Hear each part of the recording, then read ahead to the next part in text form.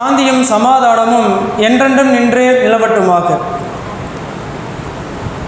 அல்லாஹ் ரப்புல் ஆலமீன் இந்த உலகத்தை படைத்து இந்த உலகத்தில் மனிதர்களாகிய மனித சமுதாயத்தையும் படைத்து அந்த மனிதர்களில் குறிப்பிட்ட சிலரை மாத்திரம் அல்லாஹ் தேர்வு செய்து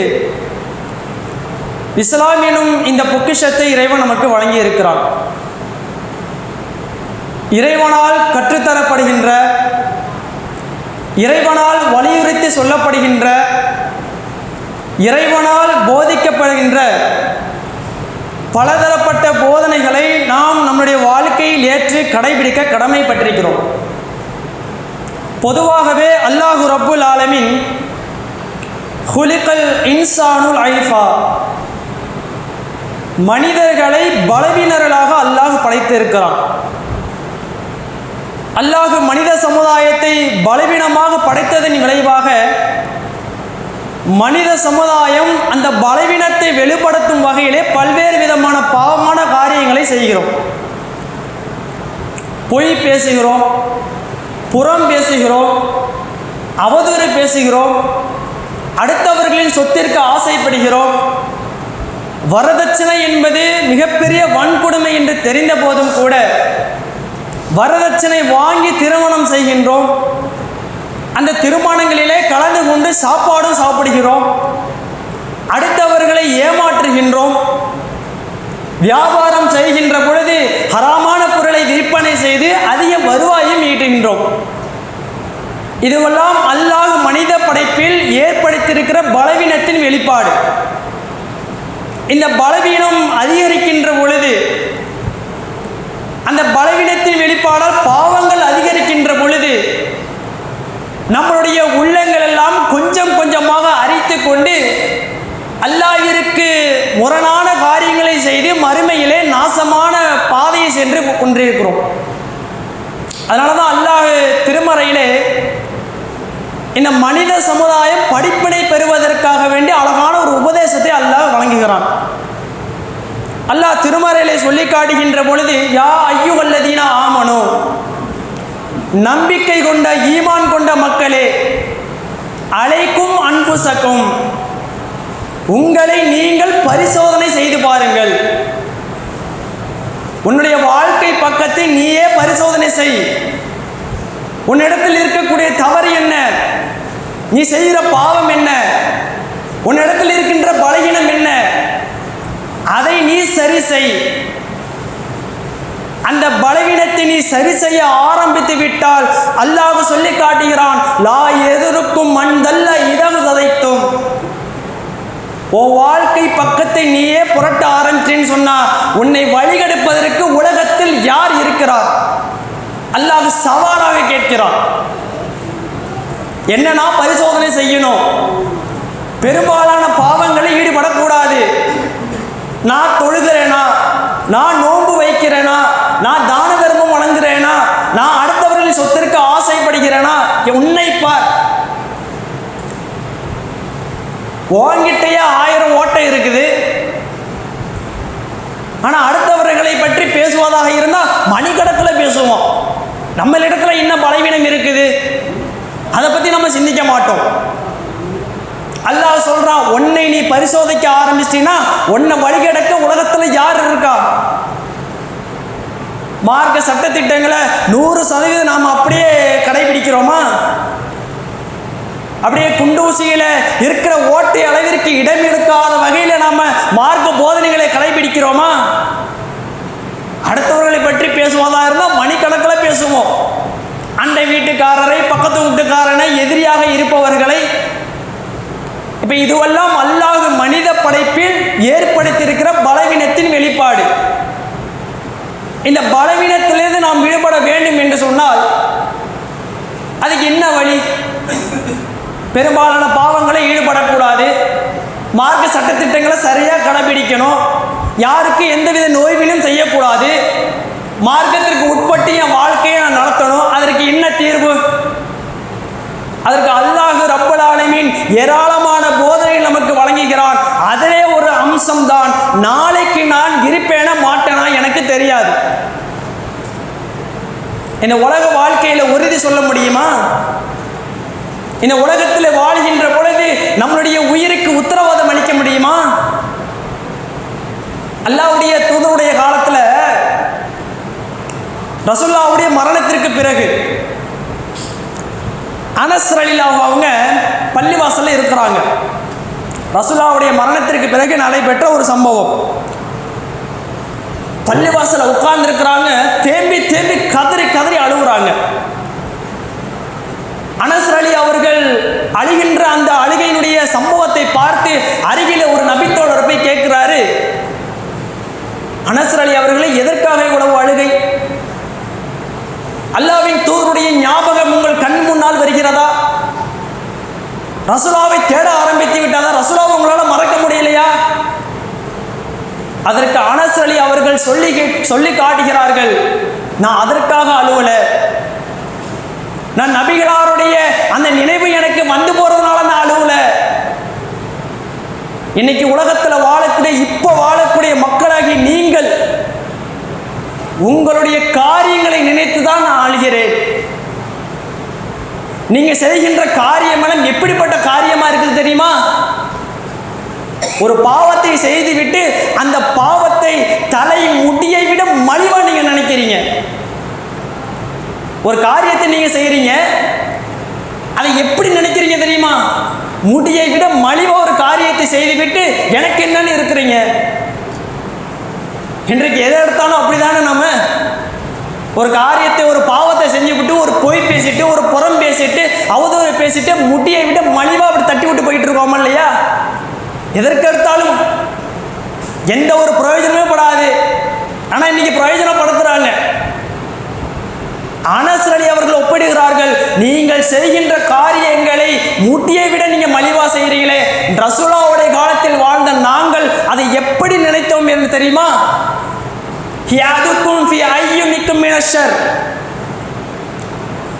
அது ஒரு மிகப்பெரிய ஒரு பாவமாக நாங்கள் நினைச்சோம். சபக்குல் அலல் மூபிகாத்தான பாவமா நாங்கள் நினைச்சோம். மூபிகாத்தனா 7 பெரும் பாவங்கள் இஸ்லாத்தில் சொல்லப்படும். வட்டி வாங்கிறது, கொலை செய்கிறது, இறைவனுக்கு இணை வைப்பது, அப்பாவி பெண்கள் மீது அவதூறு சுமத்துவது, இதெல்லாம் தான் மூபிகாத்தான பாவம். நீங்க முட்டியை விட மலிவா நினைச்சு செஞ்சுட்டு போயிட்டு இருக்கீங்க. ரசூலுல்லாஹ்வுடைய காலத்தில் வாழ்ந்த நாங்க அதை மூபிகாத்தான பாவமா நினைத்து வெறுண்டோடினோம். இந்த பாவங்களிலிருந்து நாம மீள வேண்டும் என்று சொன்னா மரண சிந்தனை ஒவ்வொரு மனுஷனுக்கும் வரணும். மௌத்தா போயிட்டா நம்முடைய நிலைமை என்ன ஆகும்? அல்லாஹ் திடீர்னு நமக்கு மரணத்தை ஏற்படுத்திட்டா மறுமையில போய் இறைவனுக்கு முன்னால் கை கட்டி நிற்கின்ற பொழுது, பாவத்தோடு நாம் போய் நிற்கின்ற பொழுது நம்மளுடைய நிலைமை என்ன? மரண சிந்தனை வரணும். கொரோனாவோட காலம் வந்தது, எப்படிப்பட்ட ஒரு காலம் நினைத்து பார்க்க முடிந்ததா? இப்படி ஒரு காலம் வரும், இப்படி ஒரு நோய் வரும், மக்கள் கொத்து கொத்தாக மரணத்தை தழுவார்கள் என்று நாம் நினைத்து பார்த்திருப்போமா? ஒரு பக்கத்தில் அருகில நின்னாலே ஒரு பதட்டம் ஏற்படும். இவருக்கு கொரோனாவாக இருக்குமா? இவருக்கு அந்த தொற்று வந்திருக்குமா? வீட்டை விட்டு வெளியே வர முடியாத அளவிற்கு பயந்து வீட்டுக்குள்ள வாழ்ந்தமைய, பக்கத்தில் இருக்கிற கடைக்கு போய் ஒரு பொருள் வாங்குவதற்கு கூட பயந்து பயந்து போனோமே. என்ன காரணம்? அந்த தொற்று நமக்கு ஒட்டிக்கிட்டு நாம மூத்தா போயிட்டா சம்பாதிக்க முடியாது, சொத்து சேர்க்க முடியாது, வீடு கட்ட முடியாது, என்னென்னவோ கனவுகளா இருந்துச்சு, அந்த கனவுலாம் தவிடுபடி ஆயிடுமே. பயந்தோமா இல்லையா? நம்மளுடைய நண்பர்கள், உறவினர்கள் எத்தனை பேர் அந்த கொரோனாவால மூத்தா போனாங்க. மூத்தா பேருங்கிற பயம் வரணும். அந்த பயம் வந்தால் யார் மேலும் வெறுப்பு வருமா? யார் மேலேயும் கோபம் வருமா? அடுத்தவர்களை சொத்திற்கு ஆசைப்படுவோமா? ஒருவரை ஒருவர் பழிவாங்குற உணர்ச்சி வருமா? மார்க்க விஷயத்துல சரியாக இருக்கக்கூடாது என்ற அந்த நினைப்பு வருமா? இந்த பயம் ஒரு மனுஷனுக்கு வரணும். இரண்டாவதா, என்னுடைய மரண வேதனை இருக்கிறது அல்லவா, இதிலிருந்து யாரும் தப்ப முடியாது, அல்லாஹ்வுடைய தூதர் உட்பட. யார் அவர்? சாதாரண மனிதரா? சாமானிய மனிதர் மனிதரா? அல்லாஹ்வின் நேசத்திற்குரியவர், அகில உலகத்திற்கான பேரருட்கொடை, ஹாத்தமன் நபி, நபிமார்களின் முத்திரை. மரண வேளையிலே அல்லாஹ் அவர்களை உலுக்கெடுத்தான், பயங்கரமான முறையிலே வாட்டி வதைத்தான். மௌத்தா பேருங்கிற பயம் நம்மள்கிட்ட வந்ததுன்னு சொன்னாங்க, எந்த ஒரு பாவமான காரியத்திலும் ஈடுபட மாட்டோம். நாளைக்கு நம்முடைய வாழ்க்கை விடிய பொழுது விடியுமா என்ற ஒரு சிந்தனை எல்லாருக்கும் வரணும். அந்த நினைப்புகள்லாம் நம்மளுடைய உள்ளத்துல வந்ததுன்னு சொன்னா கூத்தாடி சினிமா நாடகங்கள்ல மூழ்கி கிடக்க மாட்டோம், வரதட்சணை கல்யாணத்துக்கு போக மாட்டோம், பித்அத் மௌலிது போன்ற பாவமான காரியத்தில் ஈடுபட மாட்டோம், அல்லாஹ்வுக்கு இணை வைக்க மாட்டோம். மார்க்கம் சொன்ன அடிப்படையில் வாழ வேண்டும் என்ற சிந்தனை வரும். ஆனா இன்னைக்கு பெரும்பாலான மனிதர்கள் மரண சிந்தனையோடு இன்னைக்கு வாழ்றோமா? பொழுது விடியும் பொழுது இன்னைக்கு எவ்வளவு சம்பாதிக்கலாம், எவ்வளவு சொத்து சேர்க்கலாம், எங்கெங்க போய் ஊர் சுத்திட்டு வரலாம், இன்னைக்கு என்ன படம் ரிலீஸ் ஆகியிருக்கு அதை போய் பார்க்கலாம். இப்படி தானங்க இளைஞர்கள், இன்னைக்கு பெரும்பாலான இளைஞர்களை எடுத்துக்கொள்ளுங்க. இன்னைக்கு இளைஞரோட சமுதாயம் எதை நோக்கி போயிட்டு இருக்குது? ஒரு இணையதளத்தை திறந்தாக்க இளைஞர்கள் கைது, போதை விற்பனை. அவன் மார்க்கத்தின் அடிப்படையில் வாழ்ந்திருந்தான்னு சொன்னா பெற்றவர்கள் அவனை அந்த அடிப்படையில் வாழ வைத்திருந்தார்கள் என்று சொன்னா பாவமான காரியத்தில் போய் அவன் நின்றுப்பானா? எல்லாத்துக்கும் அடிப்படை இந்த சிந்தனை இருக்கணுங்க. எந்த ஒரு காரியத்தை நீங்க கையில் எடுத்தாலும் சரி. அல்லாஹ்வுடைய தூதருடைய காலத்துல உமர் அலி அவர்கள் நமக்கெல்லாம் ரொம்ப ஒரு அற்புதமான ஒரு படிப்பனை நிறைந்த ஒரு வாழ்க்கை சம்பவம். அவருடைய வாழ்க்கை பக்கத்தை நீங்க பரட்டி பாருங்களேன். உமர் அலி அவர்கள் வாழ்க்கையில இப்படியெல்லாம் வாழ்ந்தாங்களா அப்படிங்கிற மெய் சிரிக்கின்ற வைக்கிற அளவிற்கு அவருடைய வாழ்க்கை இருக்கும். உமர் அலி அவர்களுக்கு ஏராளமான சிறப்புகள் இருந்துச்சு. ஆனால் அல்லாஹ்வுடைய தூதர் அவர்கள் சொல்லிட்டாங்க, உமர் அலி அவங்க வரைக்கும் தான் குழப்பங்கள்லாம் தோன்றாமல் இருக்கும். சர்வசாதாரணமாக யாரும் குழப்பம் செஞ்சிட முடியாது. உமர் அலி என்னைக்கு மௌத்தா போறாரோ அன்றிலிருந்து குழப்பங்கள் வெளியேறும். அல்லாஹ்வுடைய தூதர் அவர்கள் செய்த முன்னறிவிப்பு. அப்படிப்பட்ட உமர் அலி அவங்க இஸ்லாத்தை ஏற்பதற்கு முன்பாக எப்படி தெரியுமா இருந்தாரு? உமர் அலி இஸ்லாத்துக்கு வரல. இஸ்லாத்தை ஏற்பதற்கு முன்பாக உமர் அலி அவர்கள் இஸ்லாம்னால வெறுப்பாக இருக்கக்கூடிய ஒரு மனிதர். இஸ்லாம்னாலே எரிச்சலா இருக்கும். இஸ்லாமிய மார்க்கத்திற்கு எதிராக வரக்கூடியவர்களுக்கு எதிராக களம் காணக்கூடிய ஒரு மனிதர். ஒரு கட்டத்தில் என்ன ஆகுது என்று சொன்னால், உமர் அலி அவர்களுடைய சகோதரி, அவர் சகோதரியுடைய கணவர் சயீத் பின் சயீத் என்று சொல்லக்கூடிய சகோதரியுடைய கணவர், இவங்க ரெண்டு பேரும் இஸ்லாத்தை ஏற்றார்கள். ஒரே காரணத்திற்காக தூணில் கட்டி வச்சு அடிச்சாரு உமர் அலி. அவங்க இஸ்லாத்தை ஏத்துக்கிட்டாங்களா? நீ எப்படி இஸ்லாத்தை ஏத்துக்கிட்ட? உமருடைய மச்சான் சொல்றாரு, என் மச்சான் எங்களை எப்படி அடிச்சாரு தெரியுமா? நாங்கள் இஸ்லாத்தை ஏத்துக்கிட்டோம் என்ற ஒரே காரணத்திற்காக எங்களை தூணில் கட்டி வைத்து சித்திரவதை செய்தார். அப்படிப்பட்ட உமர் அலி அவர்கள் இஸ்லாத்தை ஏற்றுக்கொண்டதற்கு பிறகு அவருடைய வாழ்க்கை புத்தகத்தை புரட்டி பாருங்க. இப்படியும் வாழ்ந்தாரா? தன்னை பக்குவப்படுத்தி தன்னிடத்தில் இருக்கக்கூடிய கெட்ட குணங்களை மாற்றி இஸ்லாத்திற்காகவே வாழ்ந்தார் உமர் அலி அவர்கள். உமர் அலி அவர்களுக்கு ஏராளமான சிறப்புகள் இருக்கு. அல்லாஹ்வுடைய தூதர் அவர்கள் சொல்லி காட்டுகிறார்கள், உமர் ஒரு வீதியிலே வந்தால் ஷைத்தான் மற்றொரு வீதியில் விரண்டு ஓடுவார். உமர் ஒரு தெருவில் நடந்து வந்தார்னு சொன்னா அவரை பார்த்து ஷைத்தான் இன்னொரு தெருவில் ஓடுவானா. அடுத்து அல்லாஹ்வுடைய தூதர் அவர்கள் சொன்னார்கள், லிசான் உமர், உமருடைய நாவில் அல்லாஹ் பேசுகிறான்.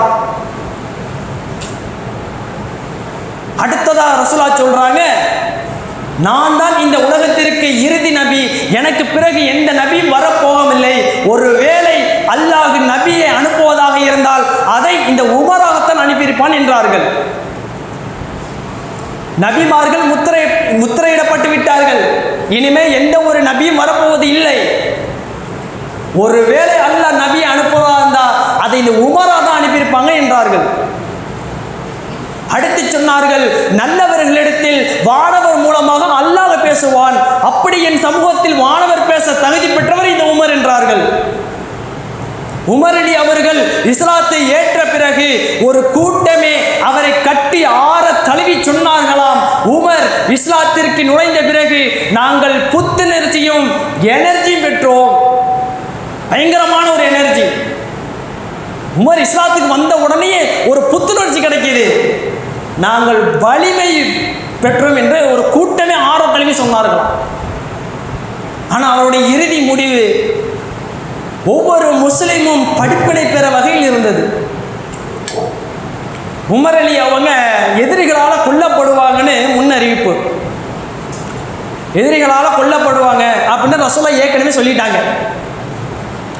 ஒரு முறை ஹுதைஃபா அலி அவர்கள் ரசூலுல்லாஹ் கிட்ட கேட்ட ஒரு செய்தியை உமர்கிட்ட வந்து சொல்கிறாங்க, இந்த மாதிரி பாவங்கள் வந்து உங்களுடைய காலத்து வரைக்கும் தான் பாவங்கள் இருக்கும், உங்களுக்கு மத்தியில் ஒரு மூடப்பட்ட கதவு ஒன்று இருக்குது, இந்த கதவு ஒரு நாள் உடைக்கப்படுன்னு ஹுதைஃபா அலி உமர்கிட்ட வந்து சொல்கிறாங்க. ஒரு கதவை திறப்பதற்கும் உடைப்பதற்கும் வித்தியாசம் இருக்குதா இல்லையா? கதவை திறக்கிறதுனா இலகுவா திறக்கிறது, அதே உடைக்கிறதுனா? அப்போ உமர் கேட்குறாங்க, கதவு திறக்கப்படுமா உடைக்கப்படுமா? உடைக்கப்படும். உடைக்கப்படும் என்று சொன்னால் பாவங்கள் தலை தூக்கும். அதை இலக்கிய நயத்தில் சொல்றாங்க, நீங்க கொல்லப்பட போறீங்க அப்படின்னு. கதறி அழுகிறாரு உமர். இவ்வளவு நாள் பாவங்களை தலை தூக்க விடாமல் காத்து கொண்டிருந்தனே என்று சொல்லி கதறி அழுகிறாரு. அதிகாலை ஃபஜ்ருடைய நேரம், மக்கள் எல்லாம் தொழுகைக்காக நிற்கிறார்கள். உமர் அலி அவர்கள் தொழுகை வைப்பதற்காக சஃப்ல நிற்கிறாங்க. சஃப்புகளுடைய விஷயத்தில் உமர் அலி கரெக்டாக இருப்பாங்க. தனித்திருப்பவர்களை நெருக்கி விடுவது, வரிசையை சரி செய்வது. ஃபஜ்ர் தொழுகைக்கு மாத்திரம் உமர் அலி அவங்க சூரா யூசுப், சூரா நஹல் போன்ற பெரிய பெரிய அத்தியாயங்களை தான் ஓதுவாங்க. ஏன்னா சுபஹ் நேரம் மக்கள் எழுந்து வரணும் அப்படிங்கிறதுக்காக பெரிய சூறாக்களை தான் ஓதுவாங்க. ஃபஜ்ரிலே ஓதப்படுகின்ற குர்ஆன் என்பது வானவர்களால் அல்லாஹ்விடத்திலே சாட்சி சொல்லத்தக்கதாக இருக்கிறது என்று அல்லாஹ் சொல்லி காட்டுகிறானே. இன்னைக்கு பெரிய சூறாவை ஓதுனா வேற பள்ளியை நோக்கி போகிறோம், எங்க சின்ன சூறா ஓதுறாங்க பாருங்க. நிற்க முடியல, கால் கடுக்குது, நிற்க முடியல எங்களால். இந்த இமாம் ஏன் இவ்வளோ லென்த்தாக நீட்டமாக வைக்கிறாரு? புலம்பக்கூடிய மத்தியில் தான் நீங்கள் நம்ம வாழ்ந்துட்டு இருக்கிறோம். உமர் அலி அவர்கள் தொழுகையை ஆரம்பிக்கிறார்கள். பின்னால சஃப்ல நபி தோழர்களெல்லாம் நிற்கிறார்கள். இருட்டு நேரம், விளக்கு கிடையாது, எதுவுமே இல்லை, இருட்டான நேரம். அந்த வரிசையிலே முகிராவின் அடிமை அபுல் சுர்கா ஃபைரோஸ் என்ற ஒரு அயோக்கியன் நிற்கிறான். உமர் அலி அவர்கள் தொழுகையை ஆரம்பித்து அல்கம் சூறாலா முடித்து துணை சூறா ஓதிக்கொண்டிருக்கிறார்கள். இந்த அபுல் சுர்கா ஃபைரோஸ் என்பவன் கையில் வைத்திருந்த பிச்சுவா கத்தியை எடுத்து உமர் அலி அவர்களுடைய முதுகிலே ஏற சொருகுகிறான். கத்தி வயிறு வழியே வெளியில வருது. மீண்டும் எடுக்கிறான், மீண்டும் சொருகுகிறான். உமர் அலி அவர்கள் வலி தாங்க முடியாமல் கத்தலிங்கள், ஒரு நாய் என்னை கொல்ல முற்படுகிறது என்று இந்த வார்த்தையை பயன்படுத்துறாங்க. அருகில் இருப்பவர்களுக்கெல்லாம் ஏதோ விளங்குகிறது, என்னமோ ஒன்று நடக்கிறது என்று. தொழுகையை உமர் அலி அவங்க தொழுகையை நிறுத்தி விட்டார்கள். தொழுகையை தொடர முடியல. பின்னால் இருப்பவர்களாம் சுபஹான் அல்லாஹ் சுபஹானா என்று சத்தமிடுகிறார்கள். தொழுகையில் ஏதாவது நடந்த சுபஹான் அல்லாஹ்னு சொல்லுவோம்ல, கீழே வழியக்கூடிய இரத்தத்தை கையிலே ஏந்தியவாறு உமர் அலி அவர்கள் பின்னால் இருக்கக்கூடிய அப்துல் ரஹ்மான் அவருடைய கையை பிடித்து இமாமத்துக்காக நிற்க வைக்கிறாங்க. அப்துல் ரஹ்மான் பின் ஆஃப் அவருடைய கையை பிடித்த உடனே அவர் உணர்ந்து விட்டார், யாரோ ஒருவர் உமர் அலி அவர்களை குத்தி விட்டான் என்று. சின்ன சின்ன சூறாக்களை ஓதி தொழுகையை முடித்து விடுகிறார்கள். உமர் அலி அவர்கள் வலி தாங்க முடியாமல் வலியக்கூடிய இரத்தத்தை கையிலே ஏந்து கொண்டு அப்படியே சரிகிறார்கள் கீழே. இந்த அபுல் சுலகாங்கிற கேடு கட்டவன் என்ன செய்யறான், உமர் அலி அவங்களை குத்திட்டு இருக்கிற சில நபி தோழர்களையும் குத்துறான். 13 பேர் குத்துப்படுகிறார்கள். 7 பேர் சம்பவ இடத்திலே மௌத்தா போறாங்க. உமர் அலியோட சேர்த்து 8. ஆனால் உமர் அலி உடனே மௌத்தா போகல. சில நாட்களுக்கு பிறகுதான் மௌத்தா போறாங்க. மக்களுக்கெல்லாம் செய்தி காட்டி தீயாய் பரவுகிறது, அமீருல் மோமினின் குத்தப்பட்டு விட்டார் என்று. மக்கள் எல்லாம் அழுது கொண்டு கதறி கொண்டு உமர் அலி அவர்களை காண ஓடி வருகிறார்கள். கட்டில் கொண்டு வரப்பட்டு கட்டிலே உமர் அலி அவர்கள் படுக்க வைக்கப்பட்டு வீட்டுக்கு அழைத்து செல்லப்படுகிறார். மகனை அழைக்கிறார். மகனே, எனக்கு எவ்வளவு கடன் இருக்குன்னு பார்ப்பான்னு கேட்கிறாரு. மகன் சொல்றாரு, ஒரு 86,000 தினாருக்கு கிட்ட கடன் இருக்கும். என்னுடைய சொந்தக்காரங்கள்ட்ட வாங்கி அந்த கடனை நீ அடைச்சிரு. அப்பவும் சரியாகலையா, குறைஷிகள்ட்ட இன்னார்ட்ட வாங்கி அடைச்சிரு.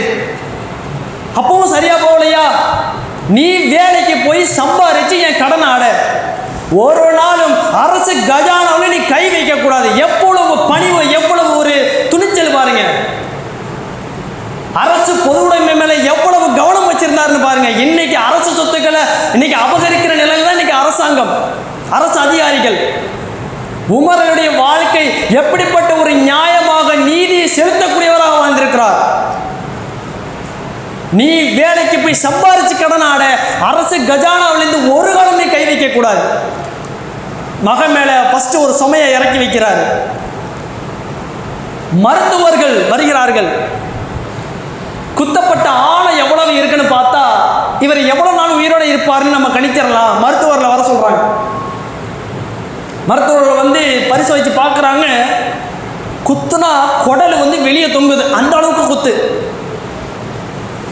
பேரிச்சம்பழம் சாறு ஊற்றுவோம், பேரிச்சம்பழம் சாறு வாயில் ஊற்றப்படுது. ஊற்றிய மறு கணமே குடல் வழியாக வெளியேறுது. பதறி விடுகிறார்கள். வர்றது ரத்தமா பேரிச்சம்பழ சாரா என்று தெரியலையே என்று. சரி, பாலை ஊற்றுவோமே சொல்லி பால் வாயில் ஊற்றப்படுகிறது. ஊற்றிய அடுத்த கணமே குத்தப்பட்ட குடல் வழியா வெளியில வருது. பதறுகிறாங்க, கதறி அழுவ ஆரம்பிச்சிடுறாங்க. உமர் அலி அவர்கள் இன்னும் சில மணி நேரங்களில் மரணத்தை தழுவி விடுவார். கணிச்சிட்டாங்க. நபி தோழர்கள் எல்லாம் கடுமையான வேதனை. நம்மோடு உயிரோடு உறவாக இருந்த ஒரு அமீருல் மோமினாக இருந்த ஒரு தோழர் நம்மை விட்டு பிரிய போகிறாரே. நமக்கு நெருக்கமான ஒரு நண்பர் நம்ம விட்டு பிரிகின்ற பொழுது எவ்வளவு நமக்கு வேதனையா இருக்கும். திடீர் மரணம், இயற்கையான ஒரு மரணம் இருந்தா கூட நமக்கு பெருசா ஒரு பாதிப்பு இருக்காது. திடீர்னு ஒரு மரணம் வருதுன்னு சொன்னா தாங்க முடியுமா நம்மளால? நபி தோழர்களுடைய நிலை அன்றைக்கு அப்படித்தான் இருந்தது. உமர் அலி அவங்க ஆசைப்படுறாங்க. எதற்காக? அல்லாஹ்வின் தூதர் அவர்களுடைய பக்கத்திலையும் அபூபக்கர் அலி அவங்க பக்கத்திலையும் நான் அடக்கம் பண்ணணும் ஆசைப்படுறாரு. மகனை அனுப்புறாரு, நீ போய் ஆயிஷா அம்மாட்ட போய் அனுமதி வாங்கிட்டு வா. அதுல கூட இவ்வளவு பணிவை பாருங்க. ஆயிஷா அம்மாட்ட போய் நீ பார்த்து எனக்காக அனுமதி வாங்கிட்டு வா. நீ அவங்கள்ட்ட எப்படி போய் கேட்கணும் தெரியுமா? எக்ரா அலைக்க சலாம், உமர் சலாம் சொன்னார்னு சொல்லு. அமீருல் மோமினின் சலாம் சொன்னார்னு நீ சொல்லக்கூடாது. அதுலேயும் பணிவை பாருங்கள். இன்னைக்கு நான் மரணத்தை தழுவ போறேன், இன்றோடு நான் அமீருல் மோமினின் அல்ல, உமர் உங்களுக்கு சலாம் சொன்னார்னு சொல்லி எனக்காக அனுமதி வாங்கிட்டு வான்னு மகனை அனுப்புறாரு. மகன் போறார், அனுமதி கேட்கிறாரு. செய்தி ஆயிஷா அம்மையாருக்கு போகிறது. ஆயிஷா அம்மையார் கீழே தலையை தொங்க போட்டவாறு கதறி அழுகிறார்கள் உமருடைய நிலையை நினைத்து. அவருடைய மகன் கேட்கிறாரு, அப்துல்லாஹ் இப்னு உமர் கேட்கிறாரு, உங்களுடைய கணவர் பக்கத்துலையும் உங்களுடைய தகப்பனார் பக்கத்துலையும் அவர் அடக்கம்னு ஆசைப்படுறாரு, உங்ககிட்ட அனுமதி வாங்கிட்டு வர சொன்னாரு. ஆயிஷா அம்மையார் சொல்றாங்க, அது எனக்காக நான் வைத்திருந்த இடமாச்சு, எனக்கு விருப்பமான ஒரு இடமாச்சு. ஆனால் என்னை விட மிகவும் தகுதி படைத்தவர் இந்த உமர் தான், அவருக்கு நான் அந்த இடத்தை விட்டு கொடுக்கிறேன். அனுமதி வாங்கிட்டு வந்துட்டார். சில நாட்கள், சில மணி நேரங்கள் கழித்து இப்னு அப்பாஸ் அவங்க உமரை போய் சந்திக்க போறாங்க. உமரை பார்த்தா முகமெல்லாம் ஒரே பதட்டமா இருக்குது. இப்னு அப்பாஸ் கேட்கிறாரு, உமர் அலி அவங்களே என்ன பதட்டம், ஏன் பதட்டமா இருக்கீங்க, எதற்காக இவ்வளவு கவலைப்படுறீங்க, நீங்க யார் தெரியுமா, எப்படிப்பட்டவர் தெரியுமா, அல்லாஹ்வின் தூதரோடு நீங்கள் நட்பு கொண்டீர்கள், அவர் திருப்திப்பட்ட நிலையிலேயே நீங்கள் வாழ்ந்தீர்கள். அபூபக்கரோடு நட்பு கொண்டீர்கள், அவர் திருப்திப்பட்ட நிலையிலேயே நீங்கள் வாழ்ந்தீர்கள்.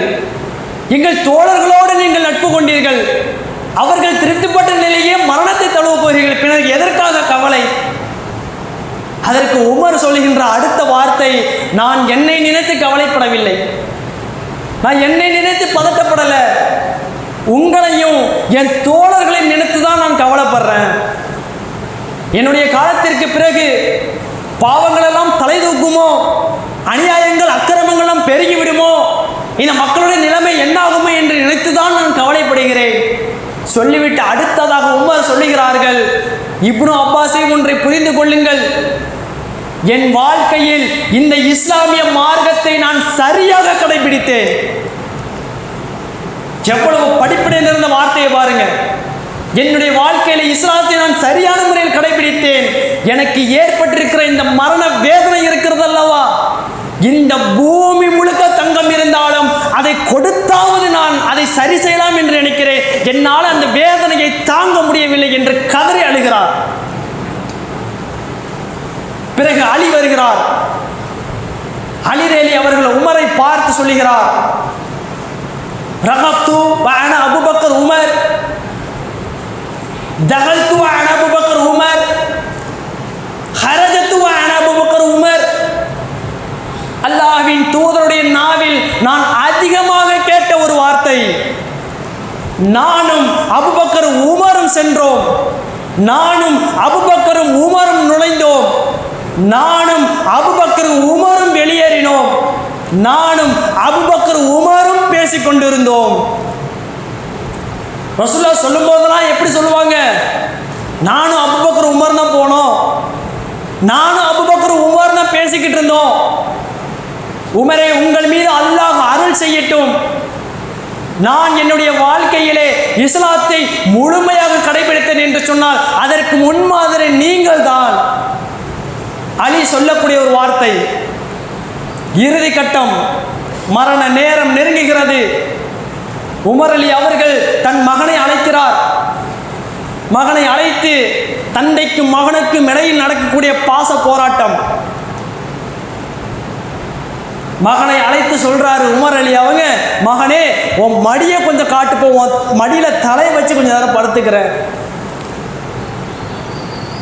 மகனுடைய மடியில தலை வச்சு படுக்கிறார் உமர். சூரியன் சுட்டரிக்கக்கூடிய வீடு, தரையெல்லாம் சூடு, வெயில் நேரடியாக தரையை சூடுகிறது. மடியிலே தலை வைத்து படுத்த பிறகு உமர் அடுத்து சொல்லுகிறார், என் தலையை தரையில வை. மகன் சொல்றாரு, வேளாண் தந்தையே, தரையினுடைய சூடு உங்களால் தாங்க முடியாது, வேளாண் தந்தையே. கண்ணீர் சிந்தியவாறு மகன் தந்தைக்கு ஆறுதல் சொல்றாரு. சொல்றது செய்ப்பா, வை.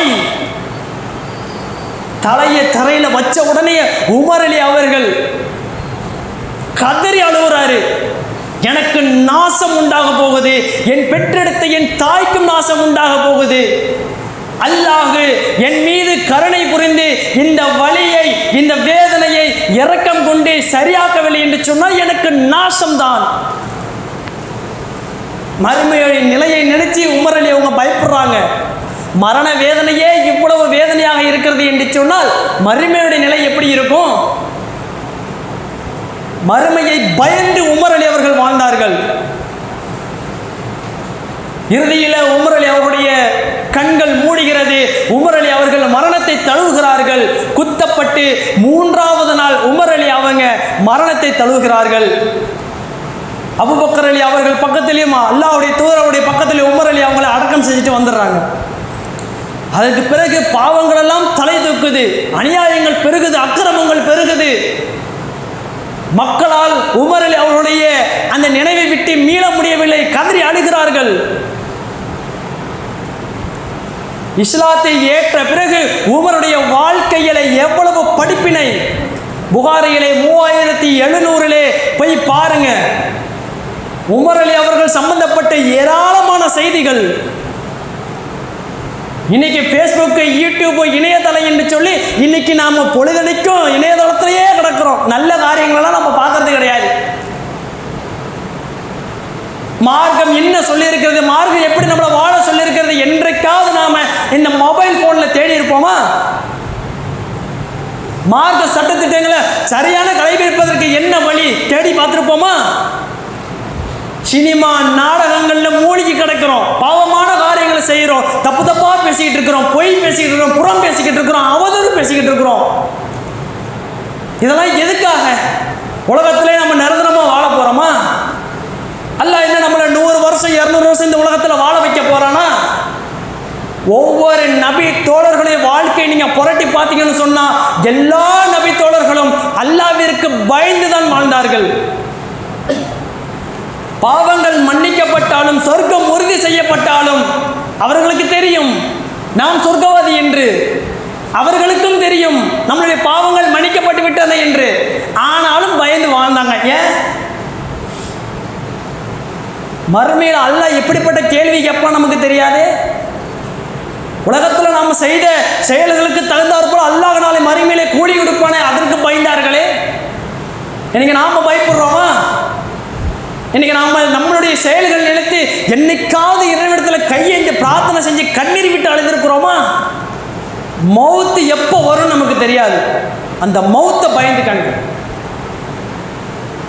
சமீபத்தில் பார்த்தீங்களா, 10 நாளுக்கு முன்னாடி ஒரே குடும்பத்தை சேர்ந்த 5 பேர் சாலை விபத்தில் மரணம். தஞ்சை வடக்கு மாவட்டம் கருப்பூர் கிளையினுடைய துணை செயலாளர், நம் ஜமாத்துடைய துணை செயலாளர், அவரும் அவருடைய குடும்பத்தார்களும் சம்பவ இடத்திலே மௌத். அதில் ஒரு 7 வயசு சிறுவன். மார்க்க பணிகளை அப்படி செய்யக்கூடிய ஒரு மனிதர் அந்த கிளையில பேசுறாங்க. அவரை மாதிரி ஒரு நல்ல ஒரு மனிதரை எங்களால் பார்க்கவே முடியாதுங்க.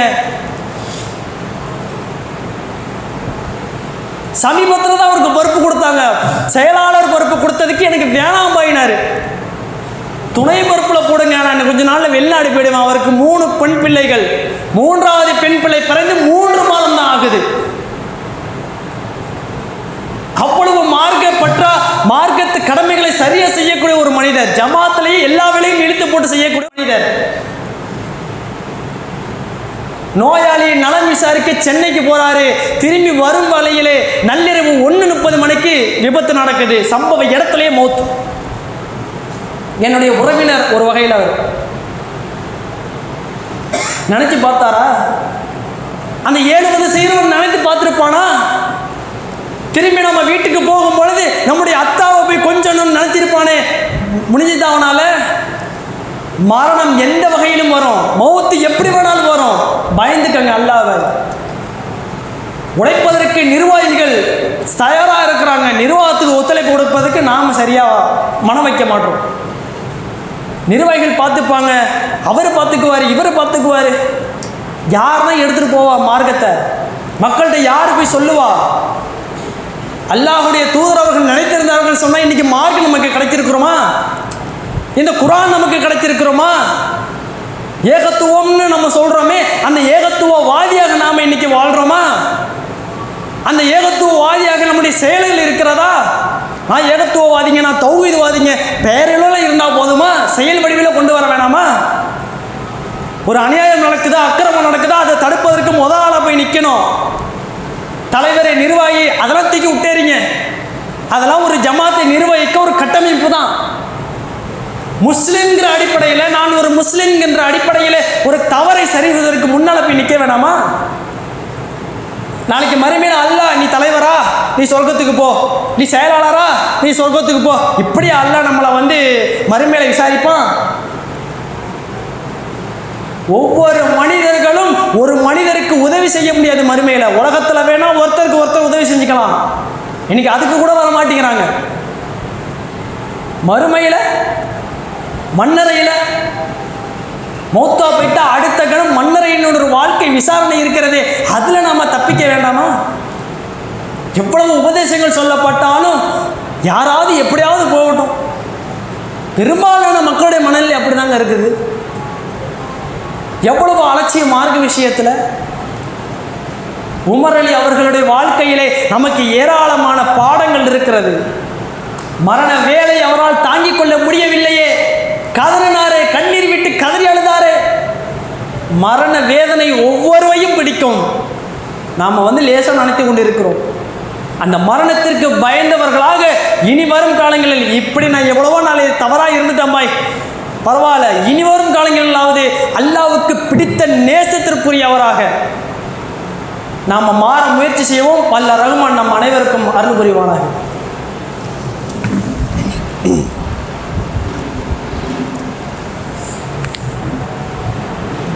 அஸ்ஸலாமு அலைக்கும் வரஹ்மத்துல்லாஹி. கண்ணியமிக்க எல்லாம் அல்லாஹ் நல்லடியார்களே, அல்லாஹ்வுடைய தூதர் அவர்கள் நபி தோழர்களுக்கு ஒரு அரணாக, பாதுகாப்பு கவசமாக இருந்தார்கள். அல்லாஹ்வின் தூதருடைய வாழ்க்கையிலே ஒரு பாடம் ஒன்று இருக்குது. பத்ர் போர்க்களம் இஸ்லாத்தில் நடைபெற்ற முதல் போர்க்களம். அந்த பத்ர் போர்க்களம் கூட திட்டமிட்டு நடைபெற்ற ஒரு போர்க்களம் கிடையாது. எல்லா போர்க்களமும் ரசூலா திட்டம் போட்டு செய்தார்கள். இந்த பத்ர் போர்க்களத்தை மட்டும் ரசூலா திட்டம் போடலை.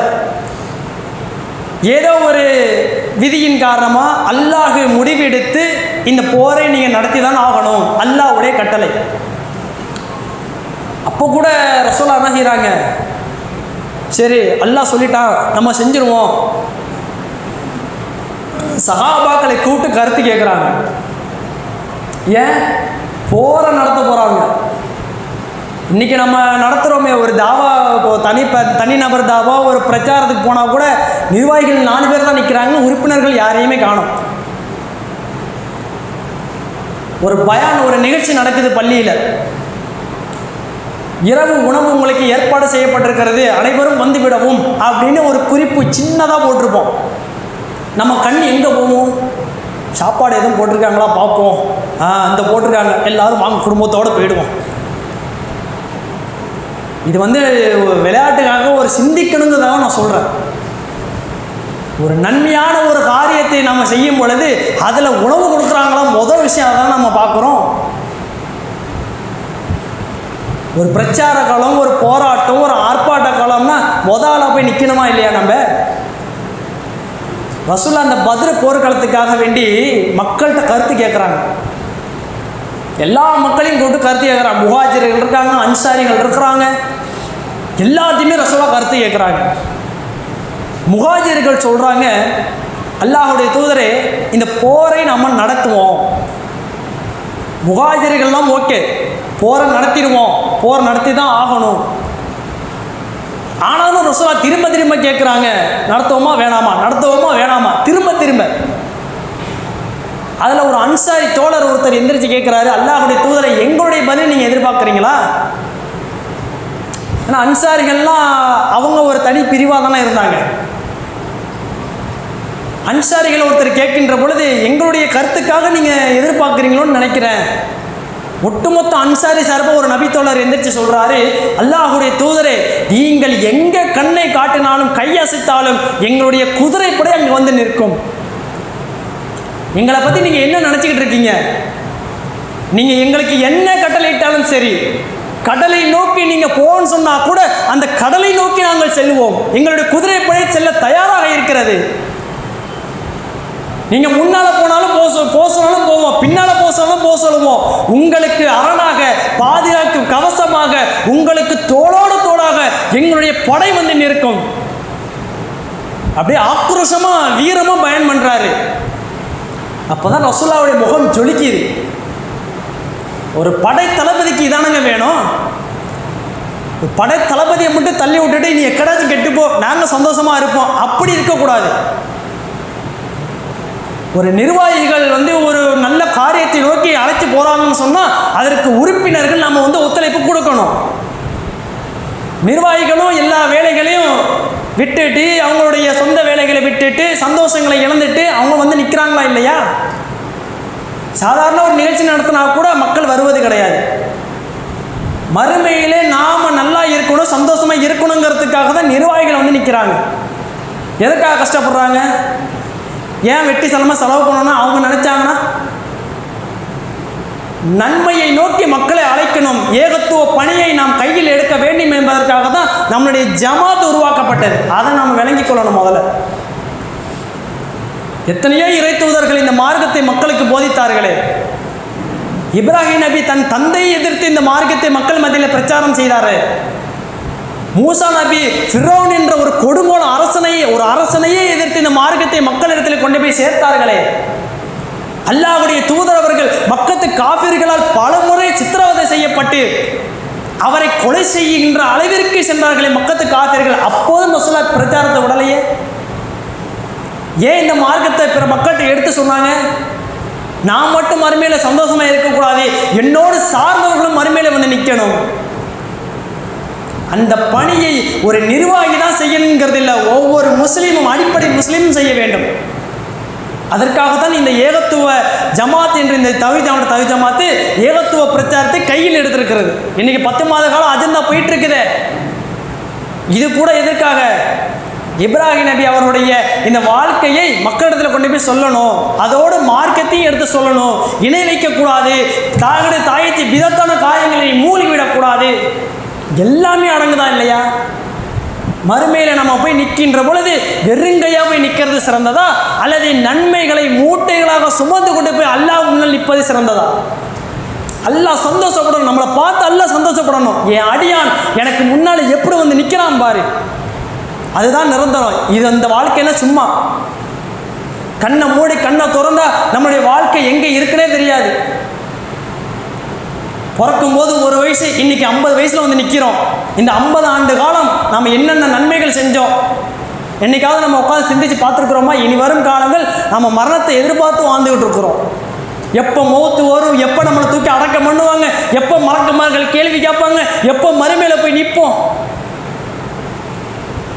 மரண பயம் ஒவ்வொருத்தருக்கும் வரணும். அந்த மரண சிந்தனை வந்தது என்று சொன்னால் உலகத்தில் தப்பு பண்ண மாட்டோம், பொய் பேச மாட்டோம், புறம் பேச மாட்டோம், மார்க்க கடமைகளை சரியாக செய்வோம். அப்படிப்பட்ட கடமைகளை சரியாக செய்யக்கூடிய நன்மக்களாக வல்ல இறைவன் நம் அனைவரும் வாக்களிப்பு பெறுவானாக. வாகனம் அஸ்ஸலாமு அலைக்கும்.